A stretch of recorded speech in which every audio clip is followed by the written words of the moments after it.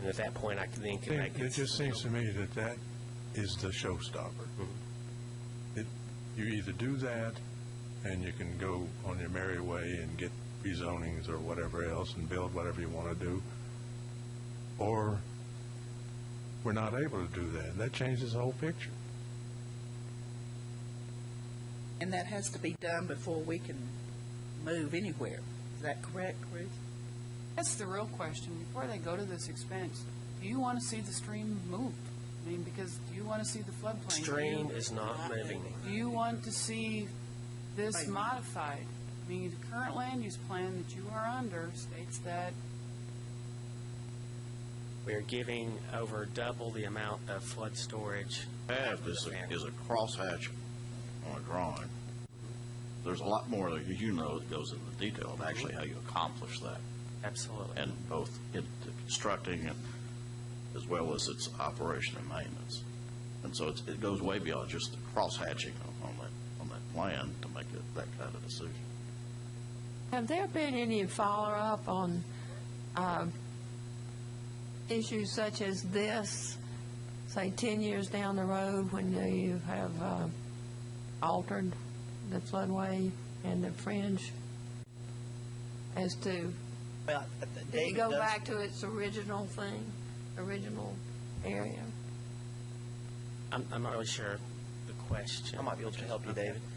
David prepares an engineering study that basically determines the water going through there today and then what the water would be using computer-generated modeling and his expertise determine My question. what would happen in the future. You're saying about if you could ever go back and start over again? No. Have you gone back and looked at situations such as this that have done what you all proposed to do? And is it still in good standing or useful or whatever 10, 15, 20 years down the road? Well, Because they're saying now that could not do the fringe fill that was done behind the rural metro and all today. right. And I remember when that was done, and I really questioned it. Dave Rogers and I went down and looked at it, but at that time it was allowed. Yes, it went straight down like this, about 15, 20 feet. Of course, what we're talking about, we're way more than 48 feet on the other side of the street. But, okay, whatever.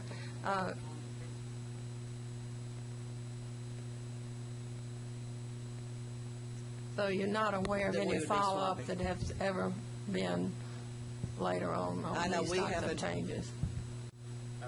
We did our other business that Right. we haven't had any troubles there. We have another business that's built, that's at North Shore and Kingston Pike, and it's been in business for a number of years, and it was built closer to the creek than we're talking about here in Westfield. And we've never had any flooding. one of the things that I think to kind of hone in on what Betty was saying, to take it a little step further, the mature vegetation, I ask that you all go out there and take a look at that, because along the stream, that is mature adult vegetation. That is not scruffy. The rest of that property, yes, I will be the first one. I had even had Mark proof it. How do I say that nicely? It is young stand of evergreen and hardwood mix. It's scruffy, because that's what a young stand looks like. It looks scruffy. What's along the stream is actually mature vegetation, and it holds the stream bank, creates the stabilization. And those large trees hold a lot of moisture. You take down that vegetation, and that changes your dynamics substantially. And that's one of the problems just with stream banks in general. And Betty asked if there's long-term studies about, okay, you make all these changes, how does this affect the long-term? Well, that's why we're constantly restudying streams, because they do change things. Whenever you have development, it creates ramifications to the dynamics of that stream. And that is how come we're being remapped, is because of the very thing you asked. Anybody else have any questions? I just wanted to say in regard to that, I mean, most of the property that's along the creek is already developed. And so I feel like if we can get our calculations right, even if it's to a higher standard than is currently required, then we don't have the kind of problem that people are talking about. And the plantings that we had proposed to do in that area that's currently green hash marked are native plants that essentially create or attempt to create a wetland which would hold more water than a normal piece of property that size. I'm glad you brought that up, Doris, because that is, for example, when we were remapped and in 2007 it was formally adopted, and that wasn't just us, I mean, just the town of Farragut, that was all of Knox County. There were a lot of people that suddenly had to buy flood insurance because although it was developed, it now meant they were going to flood. And they, for them to be eligible for reimbursement in the event of damage, they had to purchase flood insurance. Now, FEMA, it used to be that all flood insurance was subsidized, and they've gone away from that you pay your risk. But whenever you have new studies and new areas are now being flooded because of your change of your base flood elevation, those flood insurance premiums are subsidized by the government because they had built in good faith, but now they are going to flood. And so they are required to buy insurance by their mortgage companies. Of course, they can always take the risk if they own it in fee simple. But the insurance is subsidized whenever you go back and you do new studies and you find out that areas that have been developed are now impacted. But aren't we talking about doing a study that's to the new standards, the higher standards? Standards will change in the future, just like the old standards were new at one point in time, and we thought we had the gold key. Oh, this was for, They're being restudied today. This won't be the last restudy. There will be another restudy, and as long as you have encroachment into the floodplain, like they said with the But something applies today, right? right. A new one does not override that in terms of what's already happened and been built.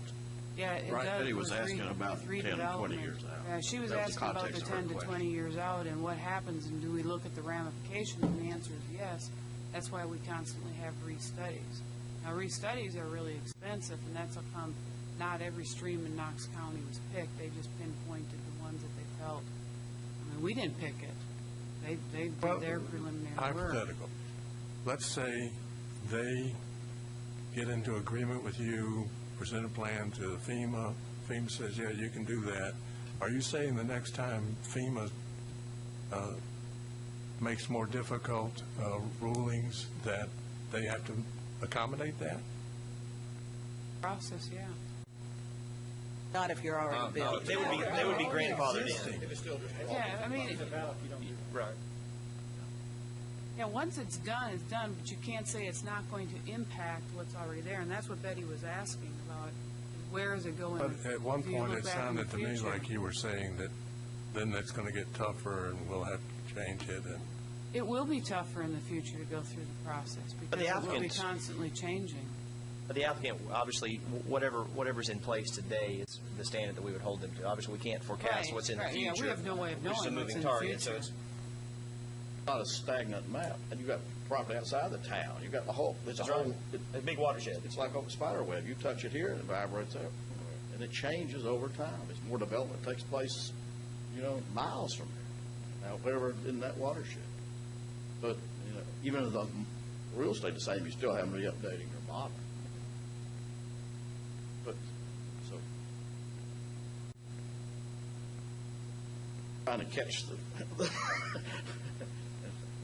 Kind of chasing their tail. it's a matter of whenever, the music stops and you can get that coda record, so to speak.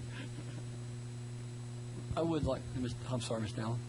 I would like to point out that as far as my vote's concerned, if FEMA doesn't approve it, there's no way that I would, but I would like to, I would want assurances a risk of flooding will be paramount to my decision. If you can't prove without a shadow of a doubt in my mind that there will be no flooding, then my vote will be nay. For a reason. for rezoning it. But flooding, I don't want to drive down Kingston Pike and know I created it. But the rezoning's not going to change. If the zoning from office to C1 is not going to create the flooding difference, the buildings would be, the hard surface would be the same and maybe actually greater under the office than they would be under the retail. Well, in the original proposal that I can recall from 2 years ago, that when I left that meeting, I was scared. I was scared that flooding would occur. And if we'd had a vote at that point in time, I would have voted no. So hopefully the FEMA and FEMA and the state of Tennessee was what was going to change my mind at that point in time. I got that when I was at that meeting. Yeah. That's why we did the study. Because there were questions that we couldn't answer, and there were questions that everyone had. That's why we did the study, and it proved that if we did these things, that we did not create a additional flooding. And that's why these programs are out there, and because there is mitigation all over the country. It's part of that's how things get done. You have to mitigate things, and they change. But that was the whole purpose of doing the study, was to. And when I told them, they said right then, said, you could spend all this money, and it could be a rise situation, and you wouldn't be able to do it anyway. And I was willing to gamble that because I thought it was important, because of the questions at that meeting, that we have a study, and this is the study that is formulated to get a FEMA approval. I mean, it's not something we came up. This program is out there for the purposes of mitigating floodways. And so that's why they have this program available, and so that's why we did the study based on their models. Well, if I heard correctly earlier, there's nothing for us to vote on even in the future unless FEMA approves it anyways. I mean, so there'd be nothing. You wouldn't have to worry about making a no vote. There's nothing to vote on. Well, you could still vote on the zoning without having that. I mean, we brought Right. this information to you Just in regard to the because of flooding issues, what I concerns. was- Yeah, but in regard to the flooding floodplain issue, is what I'm talking if you don't meet the FEMA criteria, you don't build. Right. I mean, you don't fill in the floodway, period. I mean, it's a definitive thing, and it's not something that can be fudged. Like when I was in litigation in law practice, and one person had an expert who said A, and another person had an expert that said B. FEMA specifies the software that has to be used, which has certain algorithms, and it can't be fudged. I mean, it is a definitive answer. So, and we've also been in contact with TDEC, and they are very favorable toward this process, and have even given us a letter to that effect. So, Clarify something you just said. The algorithms and the model can't be fudged. The inputs, and it's not fudging, it's a matter of there's different inputs you can make based on how you're wanting to change and alter that.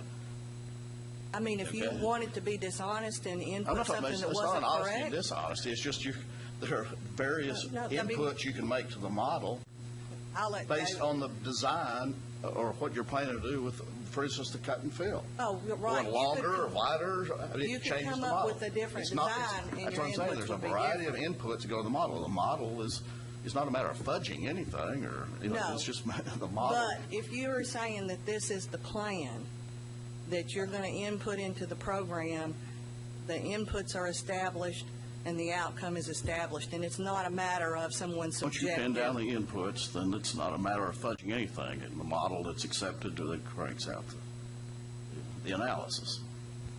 There's very little judgment that goes into it. There may be just a little bit on the roughness factors that's going in there. Two engineers may come slightly different on the roughness factors, and that takes into account the current vegetation after development. But other than that, it's pretty much cut and dried. We put the new cross sections in.